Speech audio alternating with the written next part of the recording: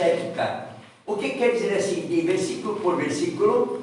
Porque é um texto bastante difícil, mas é um texto muito profundo, irmãos, para as nossas vidas. Como a Rosinete já falou, olhando para o texto, ele tem muitas coisas a nos falar. Eu até, meditando sobre esse texto, e hoje, estando junto com o culto dos irmãos haitianos, que também se divergiu para esse lado, com o irmão haitiano que trouxe a mensagem, inclusive eles mandam lembranças para todos da igreja, e nos convidam para nós estarmos juntos com eles no dia 23 de outubro.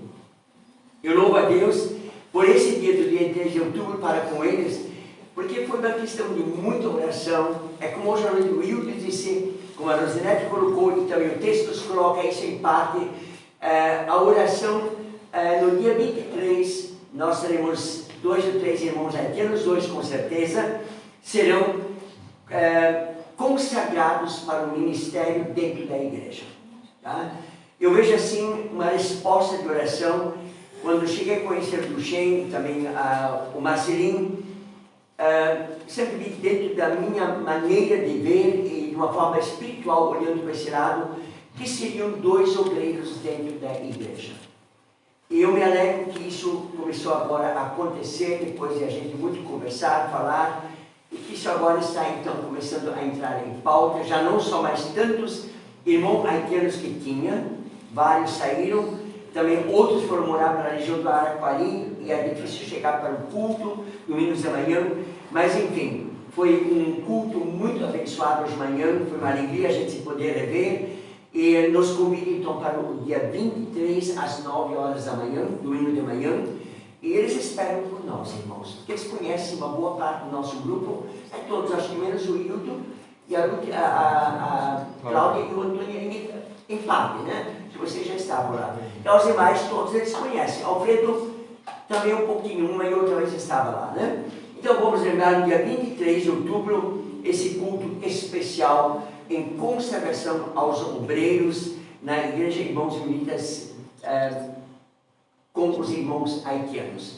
E não esquecendo, irmãos, nós temos, eu coloco isso agora para dentro, junto da questão da mensagem, no dia 22, nós temos aqui o nosso programa de crianças, lembrando o Dia da Criança.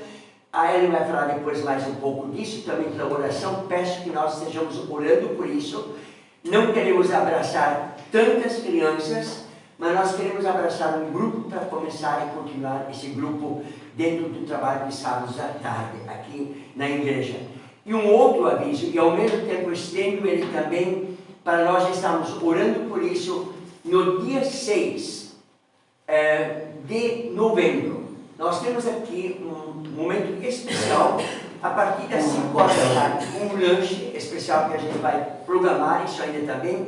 Cláudia, você faz agora biscoitos, então também já está conclamada a fazer biscoito e orelha de gato, então já temos uma parte para poder fazer com os irmãos haitianos aqui. É um grupo, claro, não vão ser todos, porque não caberiam todos também na igreja, e eles não têm como também vir, a dificuldade deles, talvez, depois para casa, talvez a gente tenha que oferecer uma outra carona para eles poderem voltar. Mas estarem conosco, eles já estão ensaiando para cantar aqui conosco, e também alguém deles provavelmente vai trazer a mensagem para nós, aquilo que a gente melhor entende no português, porque eles ainda falam todo crioulo, né? Mas quem já conviveu com eles, muitas coisas a gente entende deles. Então, no dia 6 de novembro, irmãos, mais adiante tem outros programas, mas até aqui, esses momentos, por que eu coloquei eles agora antes da mensagem? Porque a mensagem, ela tem uma referência ao servo de Deus. Ela tem uma referência em proclamar a palavra de Deus. E esses momentos especiais é uma maneira de a gente proclamar a presença de Deus na nossa vida, como também a presença de Deus numa sociedade.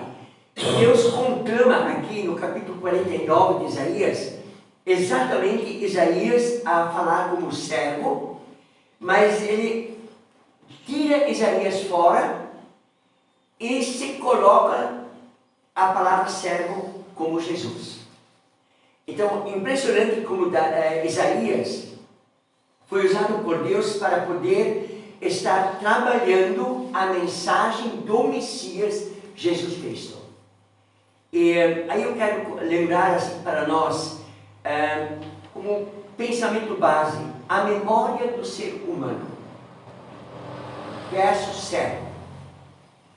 A memória de Deus versus Salvador. Quando a gente pensa na palavra memória, a gente lembra em questões passadas, né? Aquilo que a gente viveu, aquilo que a gente lembra, aquilo que a gente viu. Eu lembro que para mim, irmãos, já falei aqui, isso agora vai acontecer, agora após setembro, as flores amarelas que nós temos aqui muito para o Vale do Itapucu, que é a planta natural daqui, e o garapuvu. Mas é interessante, quando eu vim a primeira vez para Joinville, há muitos anos atrás, quer dizer, de ônibus para ir para Londrina, para o seminário, essa flor me chamou muita atenção nessa nossa região. E aí quando eu vejo em Blumenau, uma dessas árvores, eu fico lembrando aquele momento que eu vi a primeira vez aqui em Joinville essa flor. Então você tem uma memória para lembrar o que você viu. E Deus coloca isso dentro de nós, a memória, e ela vai nos ajustando naquilo que nós devemos lembrar. Então, a memória do ser humano versus servo, e a memória de Deus versus Salvador. E esse texto, ele nos desafia a lembrar. Desafia. Tá? E aí nós queremos olhar assim para esse texto do capítulo 49, versículo 1 ao 7. No informativo está até o 6, mas eu incluí o versículo 7 junto para fazer uma conclusão. Vejam bem o que nos diz esse texto. Ouvindo terras do mar, e vós, povos de longe, escutai. O Senhor me chamou desde o meu nascimento, desde o ventre da minha mãe, fez menção do meu nome. Fez a minha boca como uma espada aguda. Na sombra de sua mão me escondeu. Fez-me como uma flecha polida e me guardou na sua aljava. E me disse, tu és o meu servo de Israel, por quem hei de ser glorificado. Eu mesmo disse, debalde, tenho trabalhado inútil e vanamente, gastei as minhas forças, todavia o meu direito está perante o Senhor, e minha recompensa perante o meu Deus.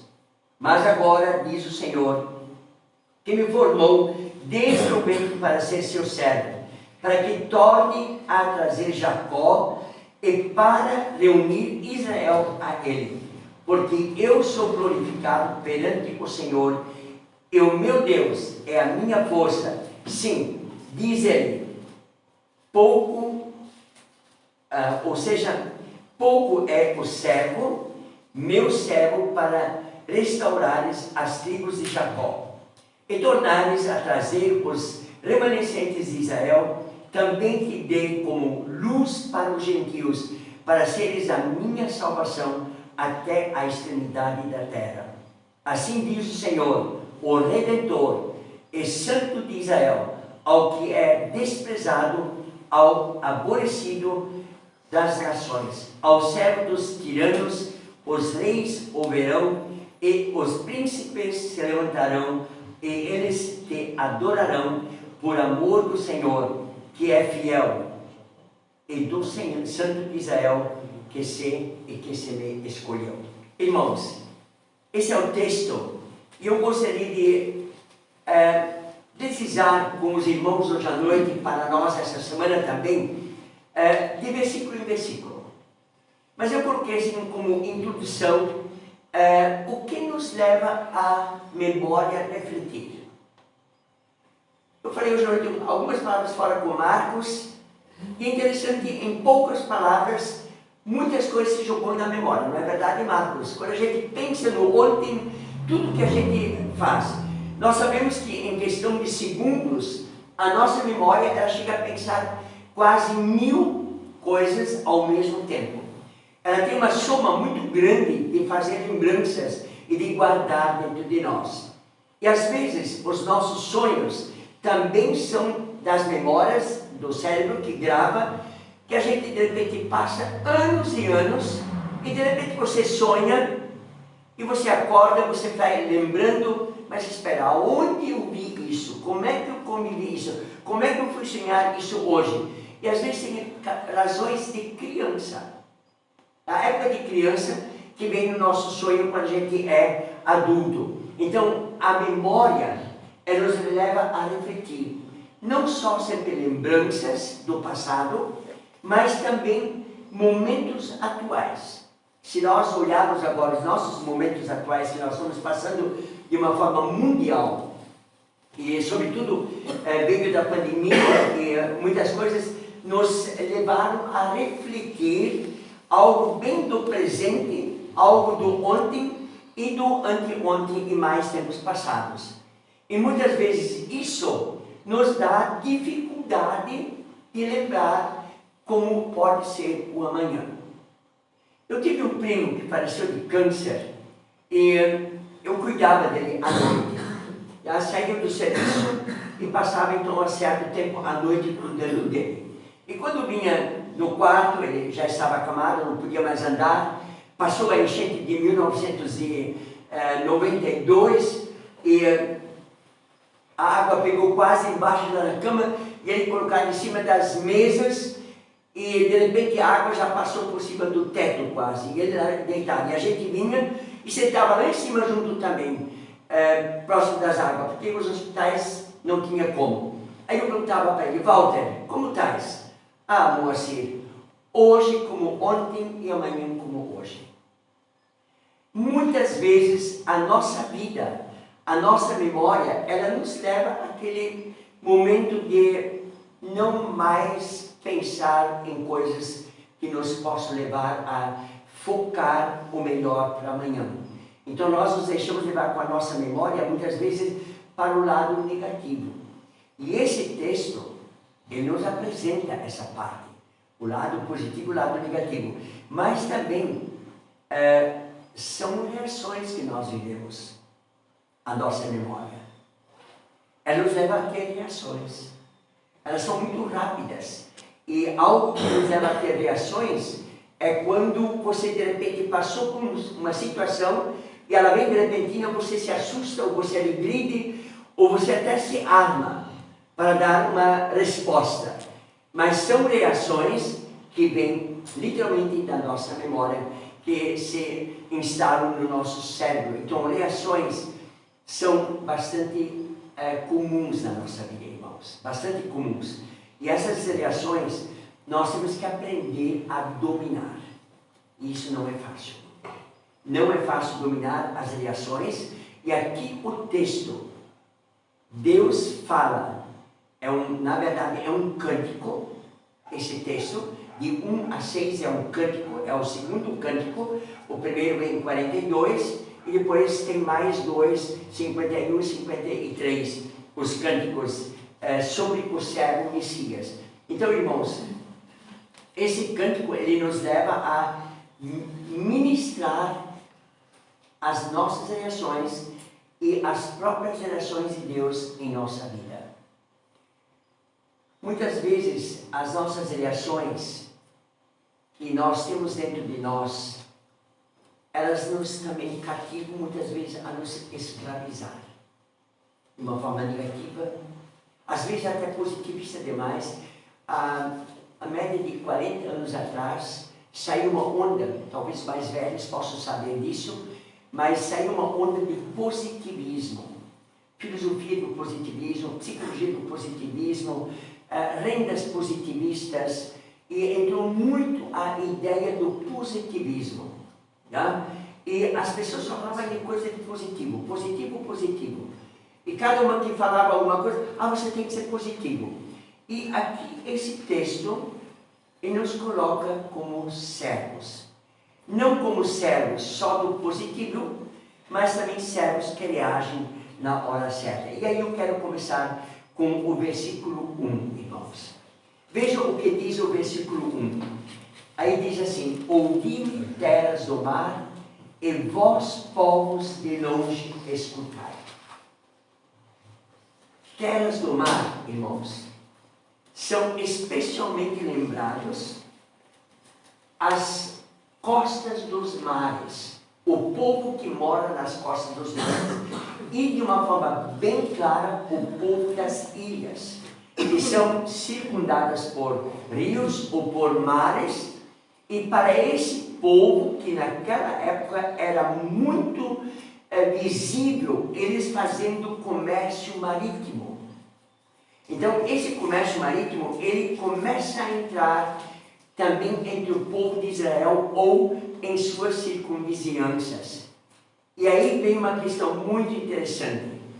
Deus escolheu o seu povo para serem os servos da mensagem da salvação para esses povos. Só que com isso havia muitas desilusões. Muitas coisas eram para ser feitas por esse povo de Israel para alcançar esses povos dos mares e não conseguiram. Por quê? Porque eles se deixaram infiltrar na ideia desses povos marítimos. Em outras palavras, eu já citei esse tempo atrás, que eu vou repetir hoje. A Galileia, nós só temos uma cidade da Galileia, que era um povo, literalmente um povo judeu, um povo israelita. As outras 9 cidades em volta, elas eram praticamente um povo mestiço. Era a mistura de sírios com judeus, era a mistura de etiopianos com judeus, egípcios com judeus, e eles moravam lá em volta. Qual a razão? Porque esse povo misto, que vinha de outros países, eles vieram para lá porque lá era rico em pesca. Ainda hoje, o mar da Galileia é muito rico em pesca. Pode imaginar que ele tem 20 quilômetros de largura e 22 quilômetros de extensão. E em volta do mar da Galileia haviam 10 cidades habitando em volta. Ainda hoje essas cidades existem. Mas não é mais tão importante, porque hoje já o turismo se desenvolve lá. Então o que é que leva aí de repente? Deus fala através de Isaías e diz: Isaías, fala ao povo que vocês são os meus servos. Ou seja, você, povo de Israel, é o meu servo. Aonde é que nós encontramos isso? Nós encontramos essa questão do servo de Deus em Gênesis, capítulo 12, verso 3. Alguém quer abrir para ler? Pode. E Gênesis 22, verso 18. Quem tem Gênesis 12, 3? Pode ler em voz alta. Pode ler, Eliseu. Abençoarei os que o abençoarem e amaldiçoarei os que o amaldiçoarem. E por meio de você eu abençoarei todos os povos do mundo. Sem perguntar, quem era esse homem que Deus disse: eu abençoarei? Sabe, você sabe. Não lembro no momento. Abraão. Ou seja, naquela época era Abraão. E agora em Gênesis 22, 18. Quem tem? Pode ler também. Nelas serão benditas todas as nações da terra, por quanto obedeceste a minha voz. Então veja bem, Deus escolheu Abraão, né? Falando o nome dele completo, Abraão. Lá em Gênesis 22, período só, ele já diz que é uma nação. E esse Gênesis 22 é exatamente a hora em que Deus diz para Abraão: sacrifica o teu filho.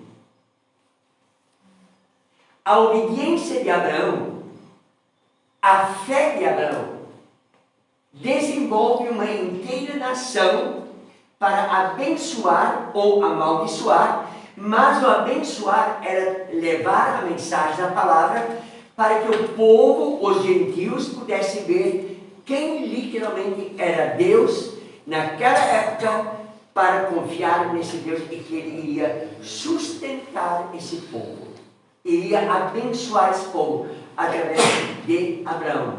E isso para nós é muito importante lembrar, que nós fazemos parte exatamente de um povo hoje cristão, que é o povo que foi abençoado por Abraão. e que nós nos tornamos um povo que é uma nação cristã. Então, irmãos, é algo maravilhoso a gente vendo. Então, no versículo 1, agora colocando ali, desde o meu nascimento, nos diz o versículo 1, no ventre de minha mãe.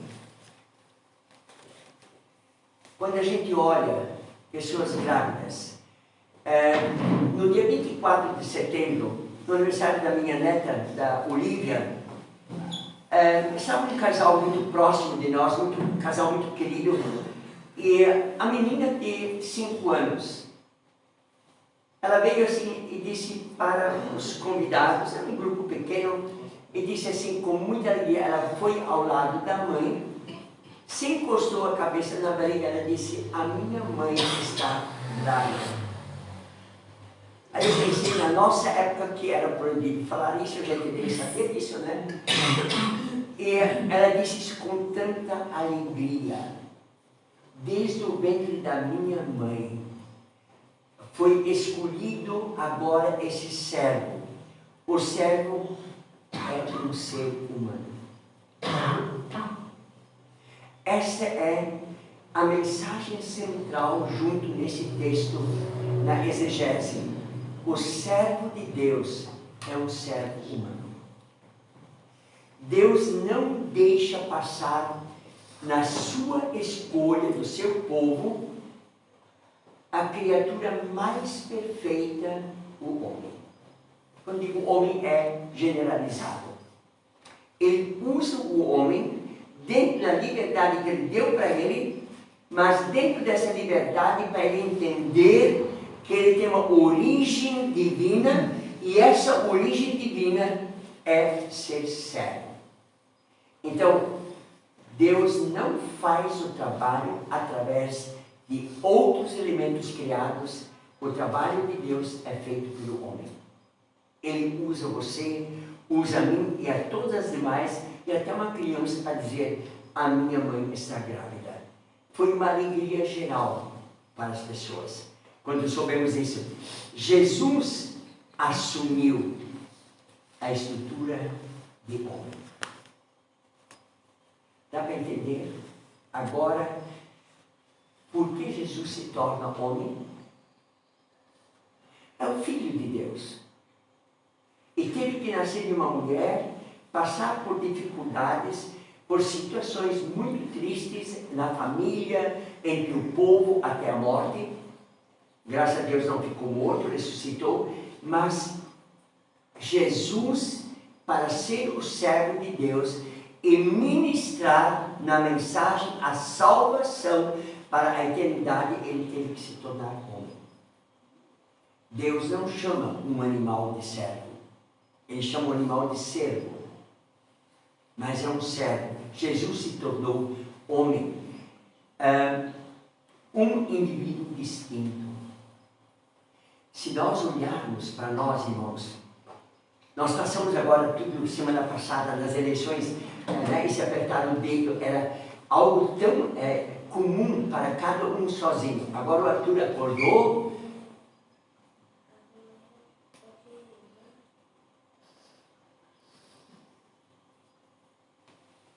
E vai. Vamos aguardar o Arthur e ir agora para a sala. Acordou. Parabéns, Arthur. Parabéns. E aí, se nós olharmos agora, um indivíduo distinto, tá?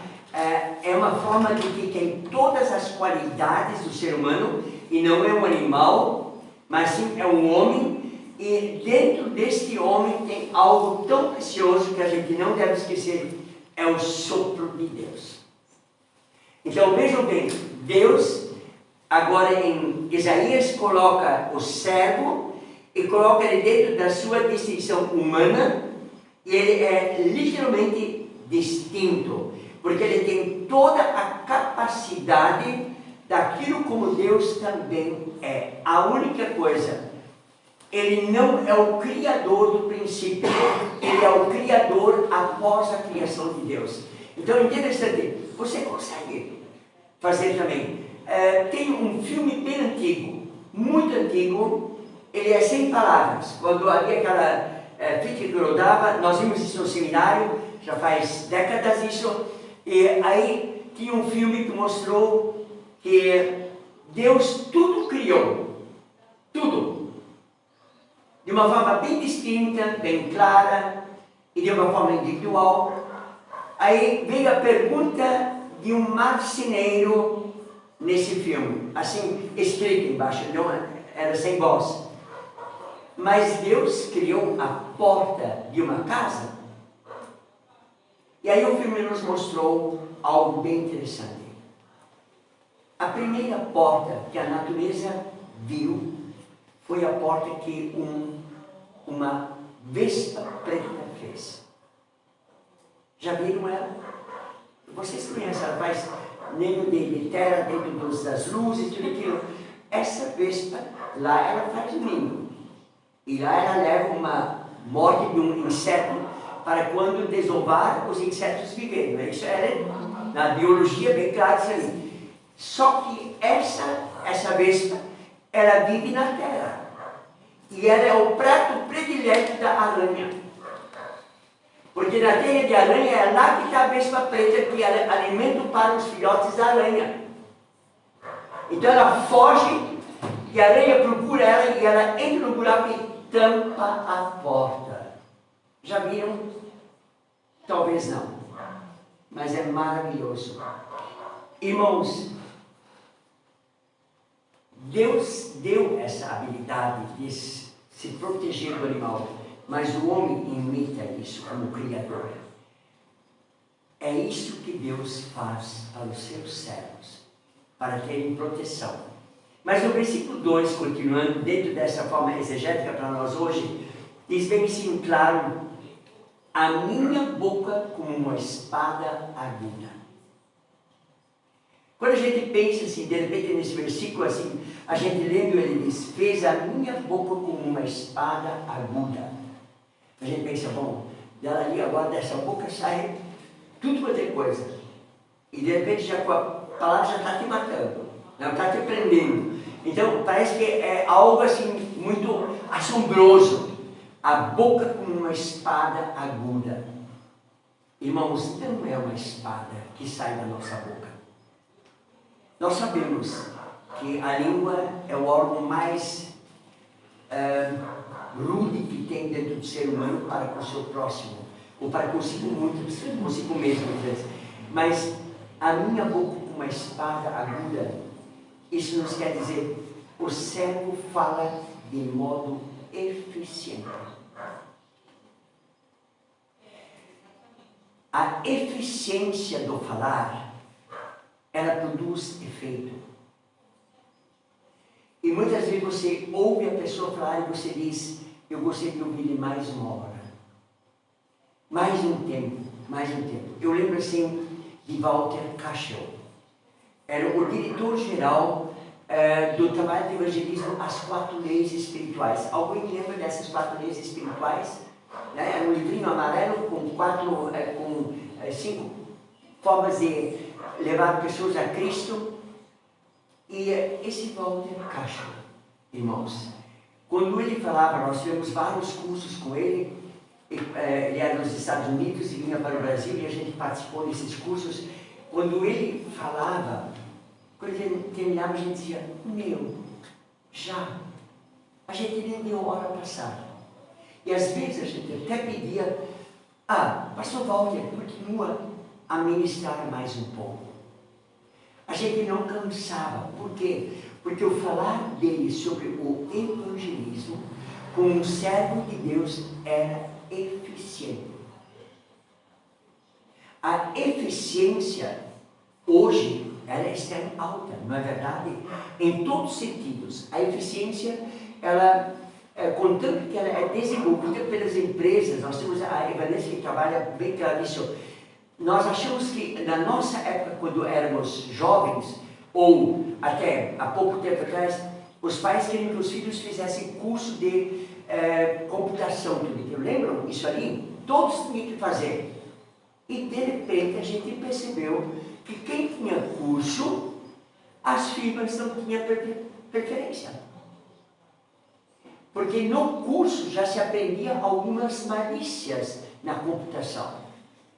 A própria pessoa desenvolvia malícias na computação e não servia para as empresas. E aí as empresas gostavam mais de pegar pessoas que entendiam, já tinham uma noção, mas eles os preparavam para serem pessoas da empresa com o enredo da empresa. E a empresa sabia que estes são eficientes. Eles são verdadeiramente bons funcionários. Há anos atrás a gente dizia empregado, hoje a palavra é funcionário. Então, são funcionários eficientes. Por quê? Porque eles sabem. Mas quem sabe de fazer da sua forma, ele também tem palavras eficientes. Tá? Então, Deus aqui no versículo 2, ele diz exatamente: o meu servo, quando ele fala com eficiência, que realmente cola, como a gente diz no linguajar solto, isso cola. Mas o servo vem de modo preciso. A eficiência que Deus está colocando aqui dentro, através de Isaías para nós, como servo de Deus, e ele vem de forma eficiente, fala de forma eficiente, que produz resultados. Esse servo também vem de modo preciso. O que vem a dizer para nós na parte espiritual cristã ser preciso? Que desenvolva soluções, que traga soluções. Lembro na escola, a matemática, naquela época, a aritmética, né? Na matemática, os problemas. Tinha cálculo, e o que tinha mais? Quem lembra? Soluções. Era dividido no meio assim. O problema escrito, então, num lado, soluções, e no outro, cálculo. E embaixo vinha a resposta com o cálculo da conclusão que a gente fazia.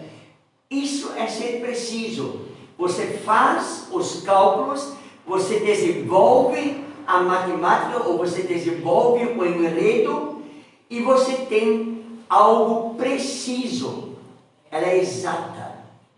Ela não é para cá ou para lá. Ela é de balança da justiça. É igual. E é isso que Deus está colocando para Isaías, que quem deveria ser assim? O povo de Israel. Escolhido quando? Com Abraão. Olha, irmãos, a caminhada de séculos, de Abraão a Isaías. E Deus faz lembrar Isaías ao seu povo: o meu servo, ele precisa ser eficiente e ele precisa ser preciso. Irmãos, eu digo assim com muita dor, o cristianismo está deixando a desejar. Nós vamos ler depois um pequeno artigo. O cristianismo está deixando de ser eficiente, está deixando de ser preciso.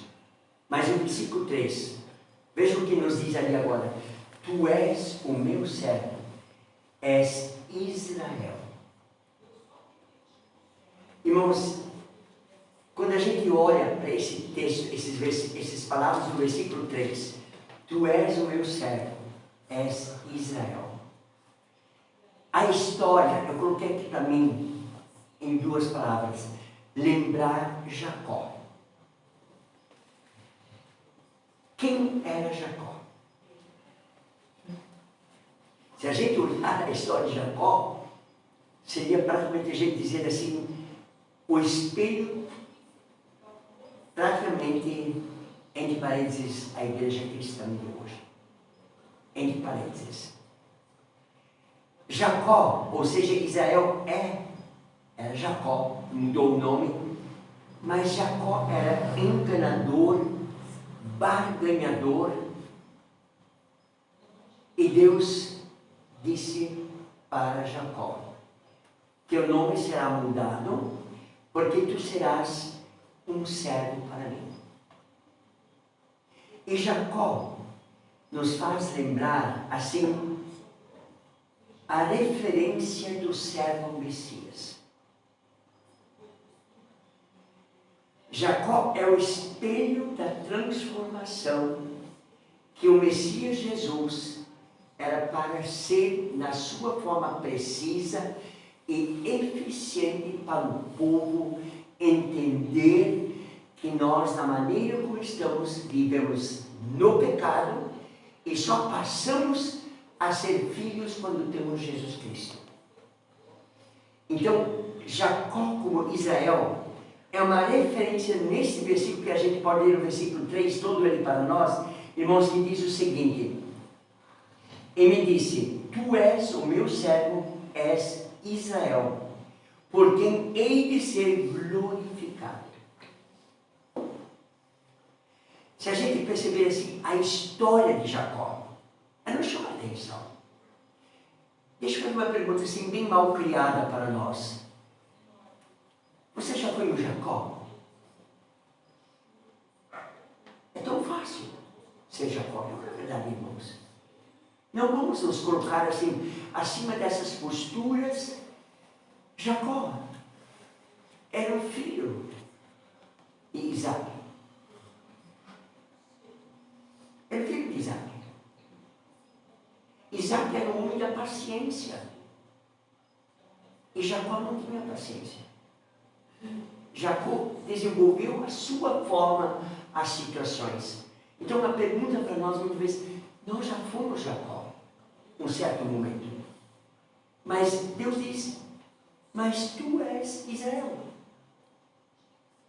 Hoje podemos dizer assim, exatamente, tu és cristão. E o que quer dizer cristão? Soldado de Cristo.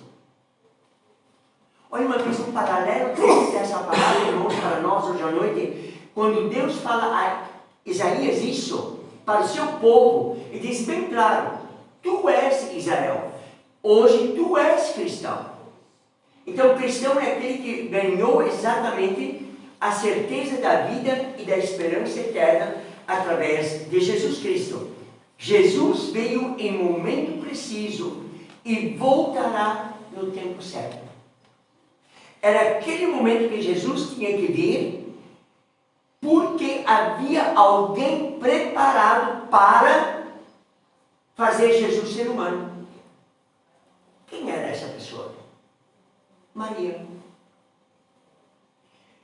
Eu falei esses dias para a irmã Ingrid, para o irmão Antônio, nós esperamos a volta de Cristo, não é isso, irmãos? Toda a nossa esperança. Mas na verdade, deixa-me fazer uma pergunta, que eu fiz para mim, e reconheço que não ajo muitas vezes a forma. Nós chegamos a dizer, Jesus Cristo volte, Maranata volte logo.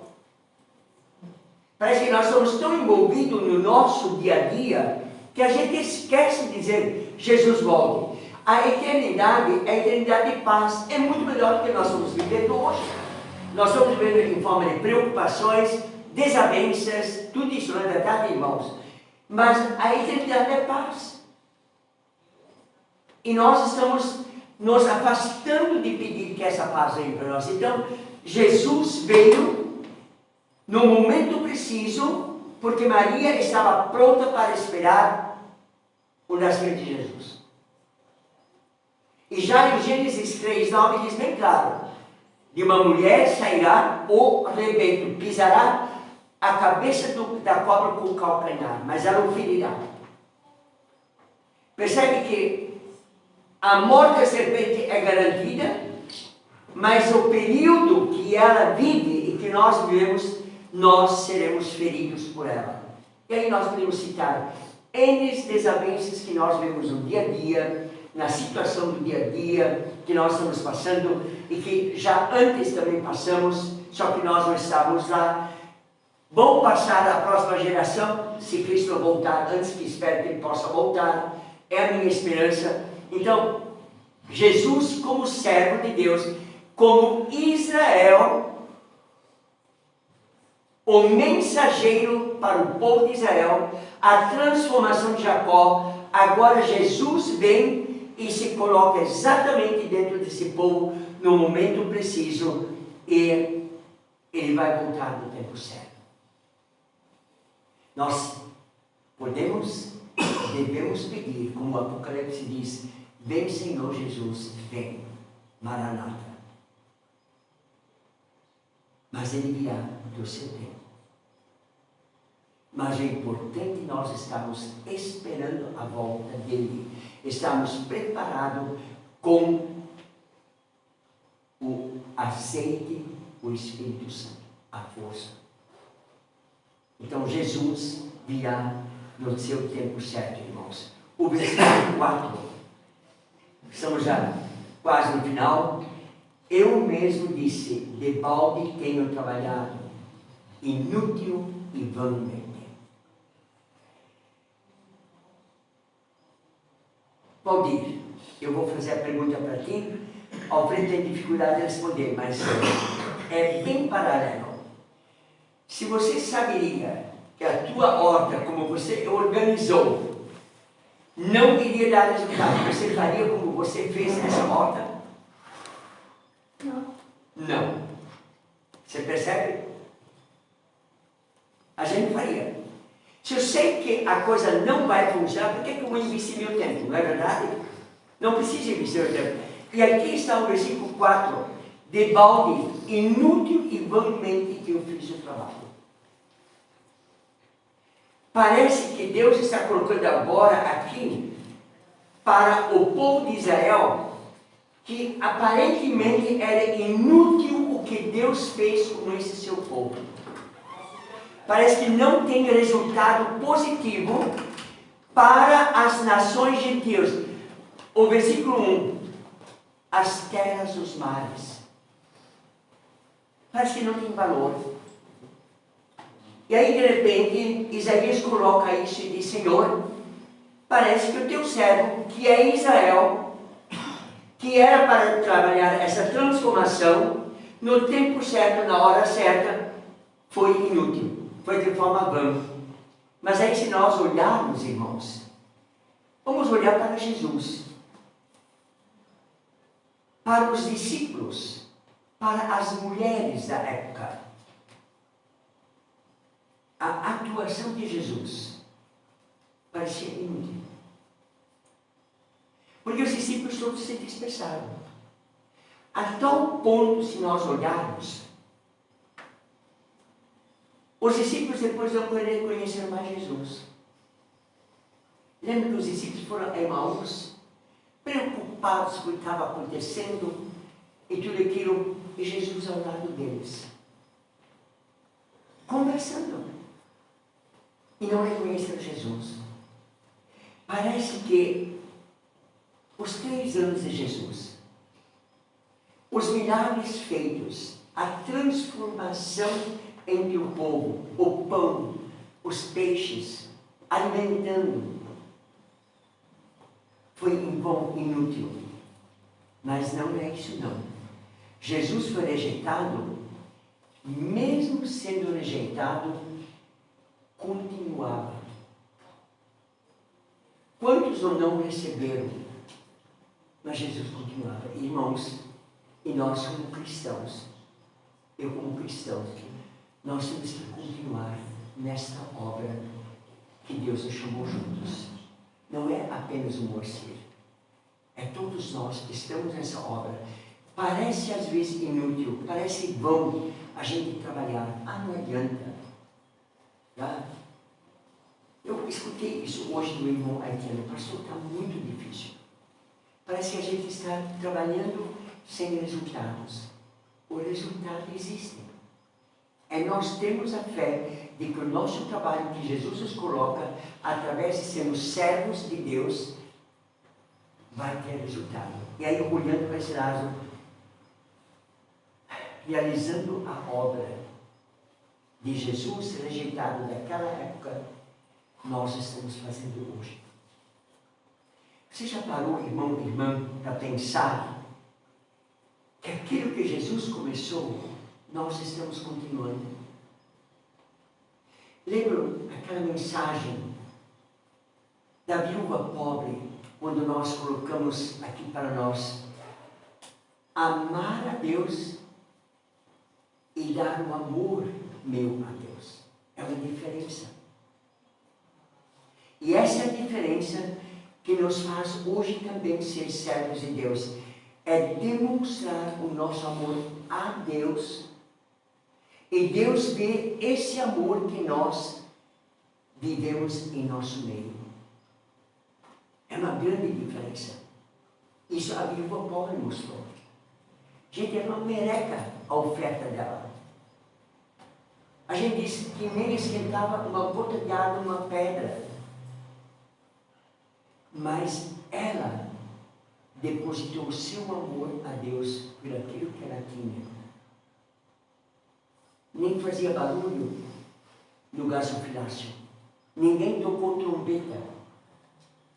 Mas amar a Deus e dar o amor a Deus, o seu amor, não precisa de trombetas. Deus vai ver isso. Então, a obra de Cristo continua hoje daquilo que ele foi rejeitado como nós cristãos. E temos tantas mensagens sobre essa forma.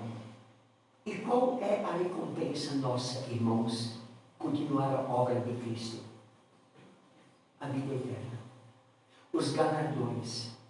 E aí eu lembro, quando eu pedi para ele que nós trabalhávamos os frutos do Espírito, irmãos.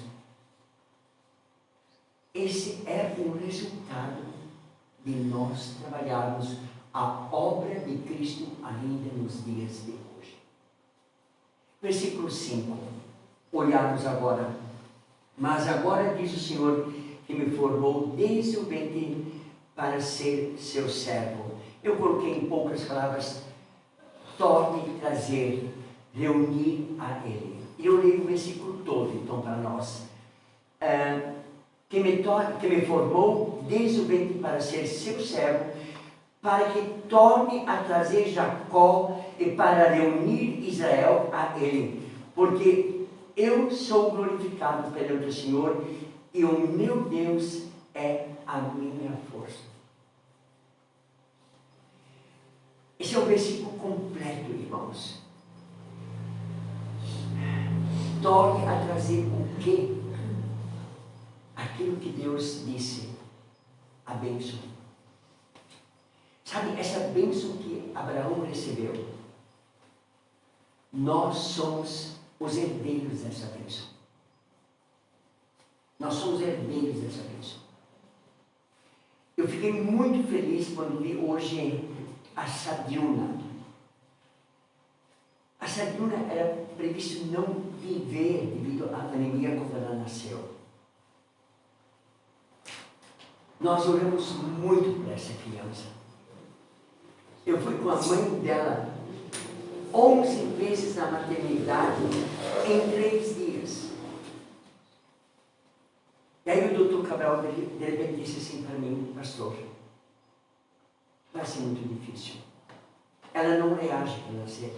Ela está extremamente anêmica. E aí eu perguntei por que ele já sabe.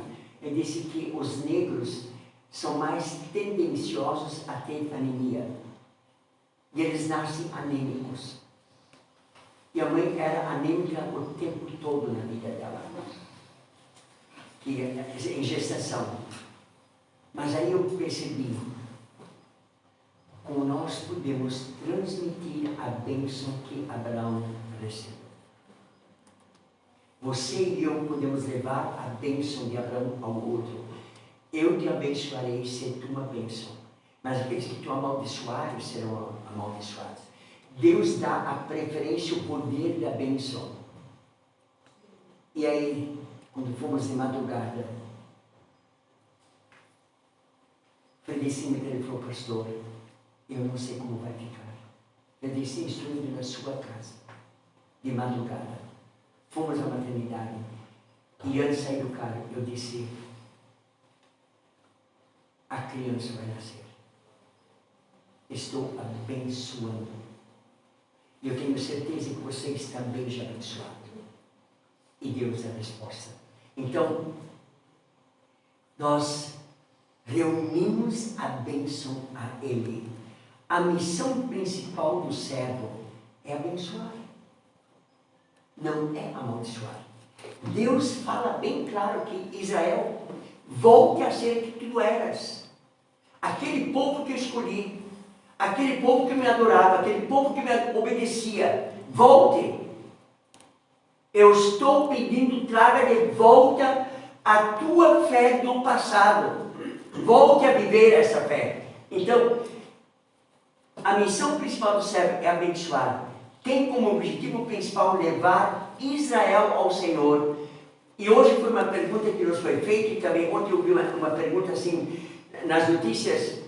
Você já pensou uma vez pelo teu próximo a Deus? Eu pensei, pensar pelo meu próximo a Deus? Aí eu reverti isso para mim, mas espera, é levar em intercessão diante de Deus e pedir para Deus que seja abençoado. Era isso que Deus estava dizendo para Isaías. Isaías, diga para o meu povo que eles voltem a ser Israel, como eu os escolhi, transformando Jacó em Israel. Deus é presente. Esse é para ser o povo. Irmãos e irmãs, este é o povo que Deus quer hoje. Nós somos esse seu povo. E nós somos esse povo através de Jesus. E aí entra para nós, que eu já mencionei antes um pouco, a espera da vinda de Jesus. Irmãos, olhando para o Oriente, para a Ásia, nós não podemos imaginar como o povo está aflito naquela região, porque sabe que Deus está escrevendo a volta de seu filho. E aí eu digo assim para nós, irmãos, nós vivemos muito bem. Por isso nós não estamos percebendo as dificuldades. E lá no Oriente está vendo as grandes dificuldades. E o versículo 6. Para restaurares as tribos de Jacó, minha salvação até os confins. Versículo 6 para nós, irmãos, que diz bem claro para nós esse versículo. Vejam o que diz para nós. Sim, diz ele, pouco é os seres, meu servo, para restaurares as tribos de Jacó e tornares a trazer os remanescentes de Israel. Também te dei como luz para os gentios, para seres a minha salvação até a extremidade da terra. Irmãos, quando eu coloquei que seria uma forma exegética para nós, é de nós analisarmos versículo por versículos e olhar dentro desse texto e o seu contexto, qual é a vontade de Deus para nós hoje. Sabe, nós ouvimos, você também diz isso, aí eu procuro fazer a vontade de Deus. É uma verdade. Mas às vezes é tão difícil. Então a meta do servo, do Senhor, é levar Israel ao Senhor. Ou seja, é levar o meu próximo, quem não conhece a Jesus, a Jesus. Eu fiquei muito feliz ao ouvir hoje a Marciane cantar um hino. Alguns de vocês lembram dela. A Marciane cantou um hino e ela disse assim: Jesus, que eu possa vir me colocar diante de ti aos teus pés e me levantar diante de ti dos teus pés. Ela cantou isso em português, mal e mal, mas deu para pegar muito bem. Chegar aos teus pés e me levantar dos teus pés. É isso que é a meta de Deus nos nossos dias. Cada um possa chegar aos pés e cada um possa levantar-se dos pés de Jesus. É um cumprimento da promessa de Deus. A promessa de Deus não é limitada, irmãos. Nós vivemos, às vezes, uma promessa assim, muito no lero-lero, muito no gasto. Ah, mas será que vai dar certo? Mas, irmãos, o cumprimento da promessa, ela é certa quando nós nos colocamos aos seus pés. Deus não é limitado. Deus coloca limites, mas Ele não é limitado. E muitas vezes a nossa fé, ela é limitada. E é isso que nos incentiva pela sua promessa de que Israel vai voltar para o seu lugar de luz. Vai voltar. E sabem quando? Quando Cristo voltar. E Israel está ciente disso, o mundo está ciente que Cristo vai voltar e Israel vai voltar a ser o que ele era. A tarefa de Israel era levar a salvação aos gentios. A tarefa do cristão hoje é levar a salvação àqueles que não conhecem Jesus. Eu fiquei pensando um pouco sobre essas palavras, irmãos. Hoje, pela tecnologia, nós temos tantas mensagens sendo mandadas adiante para ouvir, e para ouvir até cantar e tudo aquilo, mas parece que não se para meditar no que nós muitas vezes cantamos ou que nós muitas vezes ouvimos. Você agrada da música, você até faz manjinga junto, mas você não percebe a profundeza das palavras. Então, a profundeza da palavra cristã é exatamente isso, fazer a nação ser cristã.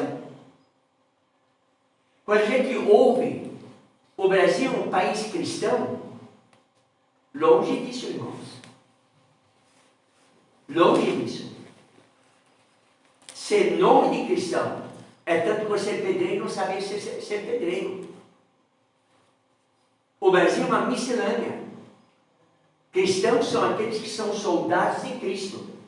Então, essa é uma razão. Se nós olharmos o tempo passado que foi feito todos os nativos serem cristãos, milhares de pessoas foram mortas, até que foram batizadas para dizer que são cristãos. O batismo não diz que você é cristão.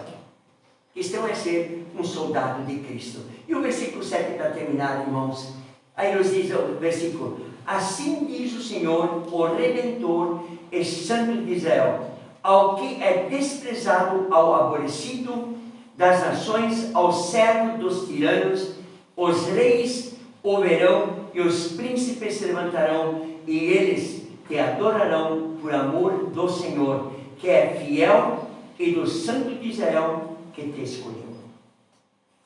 Em palavras, ao desprezado, ao aborrecido das nações, palavras de desprezo e humilhação, a servo Cristo e discípulos. Esse foi o desprezo que Cristo recebeu os discípulos. E hoje não é muito diferente. Se você olhar, deixa eu fazer uma pergunta.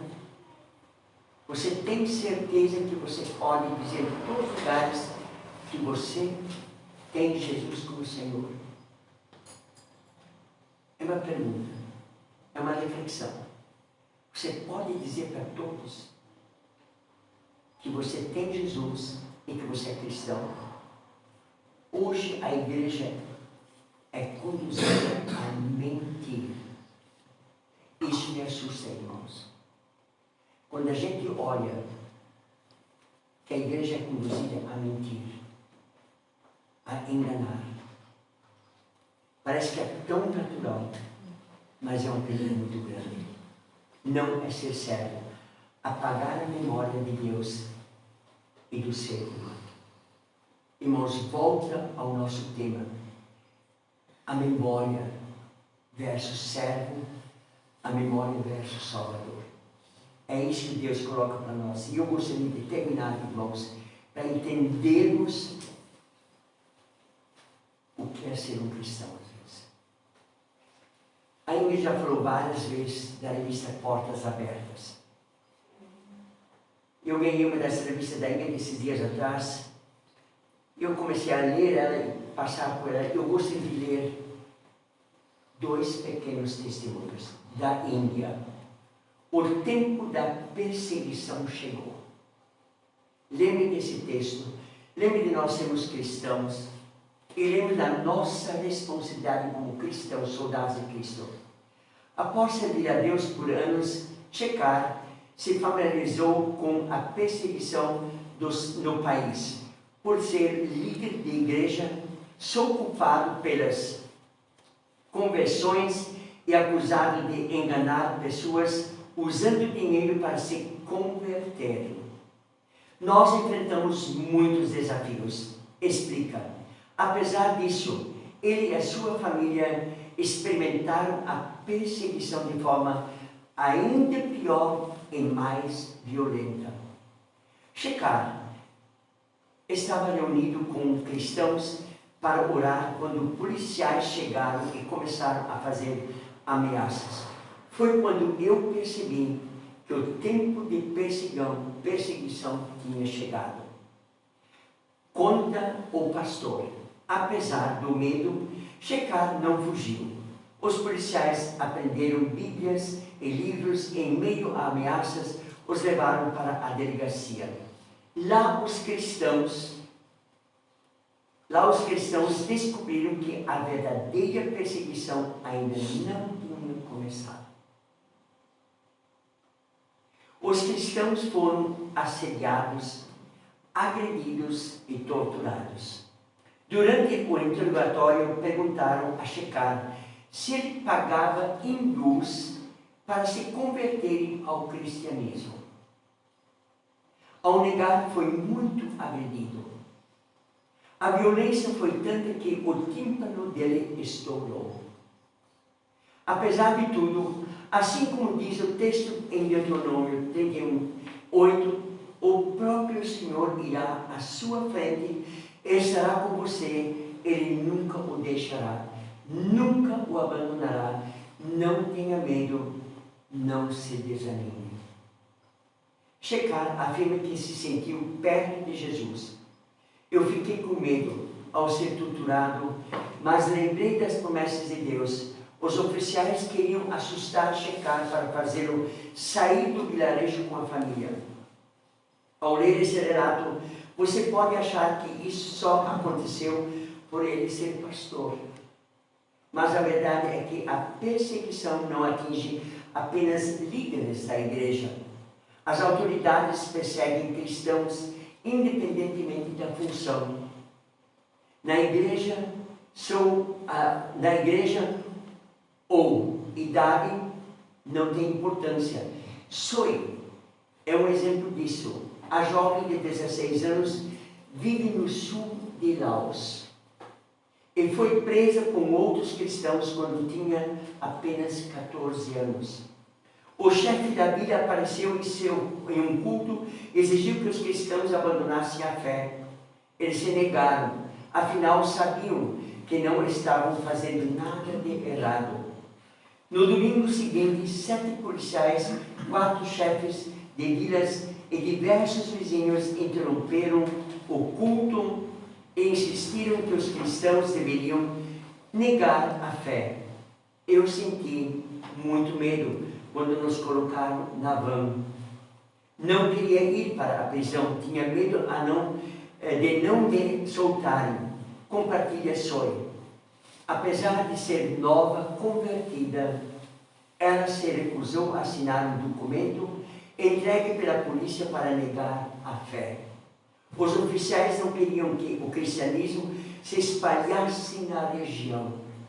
Então, seus cristãos detidos assinassem o papel, poderiam voltar para casa. Mesmo sob pressão, a jovem se recusou a assinar. Foi quando algo inesperado aconteceu. Uma hora depois, eles levaram os documentos embora e providenciaram os papéis de soltura. Eu os assinei e fui para casa naquele dia. A fé fez com que ela tivesse coragem para resistir à pressão de abandonar o Senhor que se provou fiel. Isso é na Índia. Isso é um relato de 2021. Podemos dizer ontem. Eu volto a dizer, irmãos, quando vier a perseguição, nós vamos saber o que é ser cristão. Nós vamos saber o que é ser servo. Nós vamos saber o que é ser Israel. Nós vamos saber o que é ser verdadeiro cristão. Que a palavra de Deus, de hoje à noite, do livro de Isaías, eu coloquei para o irmão Antônio, o texto é um texto forte, mas é um texto que nos deve fazer refletir, irmãos, essa semana. Todos nós estamos em certas dificuldades, mas eu tenho certeza, irmãos, que com a graça de Deus, a nossa fé na bênção que Ele distribuiu para Abraão é a bênção que nós temos, e essa bênção nós podemos levar adiante, aonde em primeiro lugar, em nossa família, em nossos vizinhos, em nosso bairro, em nossa cidade, em nosso estado, em nosso Brasil e por todos os cantos da terra. Deus nos abençoe essa semana. Curvemos a fronte de oração. Pai Celestial, muito obrigado por Tua palavra. Sabemos que muitas vezes a Tua palavra ela é dura, ela é perspicaz, Senhor, mas ela nos ensina a meditar, nos ensina a lembrar na nossa memória o quanto Tu nos desafias a sermos Teus servos, servos de Cristo, servos do Deus Altíssimo e servidores com o poder do Espírito Santo. Em nome de Jesus. Amém.